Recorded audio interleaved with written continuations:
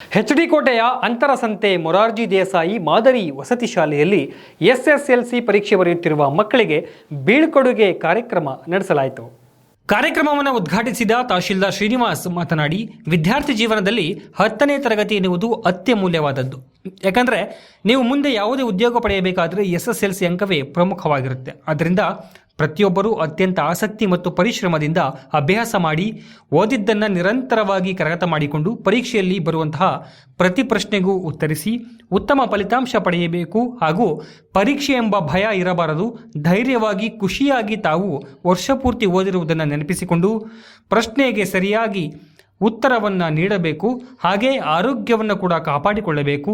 ಹೆಚ್ಚಾಗಿ ನೀರು ಕುಡಿಯಬೇಕು ಎಂದು ಮಕ್ಕಳಿಗೆ ಕಿವಿಮಾತು ಹೇಳಿದರು. SSLC ಓದಿದ ಮೇಲೆ SSLC ಪಾಸ್ ಆದಮೇಲೆ SSLC ನಲ್ಲಿ ಯಾವ ಕೆಲಸಗಳನ್ನ ಯಾವ ನೌಕರಿಗಳನ್ನ ಗೌರ್ಮೆಂಟ್ ಇಂದ ಕಾಲ್ಫಾರ್ಮ್ ಮಾಡ್ತಾರೆ ಅದನ್ನು ನೀವು ಅಪ್ಲಿಕೇಶನ್ ಹಾಕಬೇಕು. ಯಾವಾಗ ಅಂತಂದ್ರೆ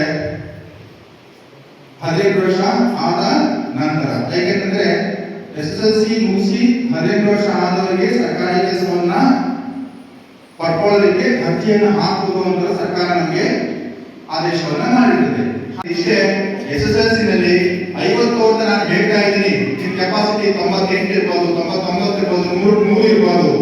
ಆ ಒಂದು ಮೆಥಡ್ ನಲ್ಲಿ ನೀವೆಲ್ಲ SSLC ನಲ್ಲಿ ಓದಿ ಮಾರ್ಕ್ಸ್ಗಳನ್ನ ಪಡಿಬೇಕು ಅಂತ ನಾನು ಹೇಳ್ತೀನಿ. ಆಮೇಲೆ ಇನ್ನೊಂದು, ಆಯ್ತು ಸರ್, ನಾನು 98% ಪರ್ಸೆಂಟೇಜ್ ತಗೊಂಡಿದ್ದೀನಿ ಸರ್, ಆದ್ರೆ ಇಂಗ್ಲಿಷ್ನಲ್ಲಿ ಬರೀ 30% ಅಷ್ಟೇ ಆಗಿದೆ ಸರ್, ನಾನು ಸೇರ್ಬೋದಾ ಆರ್ಮಿಗೆ ಅಂತ ನಿಮ್ಮಲ್ಲಿ ಕಾಲಬೇಡ ಅಲ್ವಾ?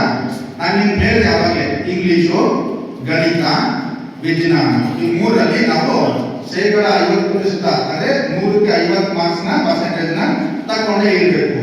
ನಾನು ಕನ್ನಡದಲ್ಲಿ 100 ಸರ್, ಸಮಾಜದಲ್ಲಿ 100 ಸರ್, ಆದರೆ ಗಣಿತದಲ್ಲಿ 45 ಸರ್, ಕಷ್ಟ ಆಗುತ್ತೆ. ಹಾಗಾಗಿ ಈ ಒಂದು ಮೆಥಡ್ ನಲ್ಲಿ ನಾವು ಶ್ರಮ ವಹಿಸಿ ಓದಿ ಅಂಕಗಳನ್ನ ಪಡೆಯುವಂತ ಕೆಲಸಗಳನ್ನ ನೀವು ಮಾಡಬೇಕು. ಅಟ್ಲೀಸ್ಟ್ ನೀವು 50% ಅಂಕಗಳನ್ನ ಪಡ್ಕೋಬೇಕು.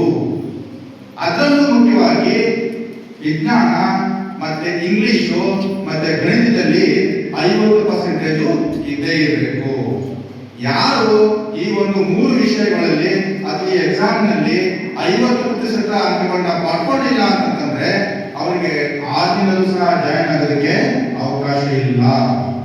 ಯಾಕೆ ನಾನು ಅವಾಗ ನಿಮ್ಗೆ ಹೇಳಿದೆ ಏನಂತ,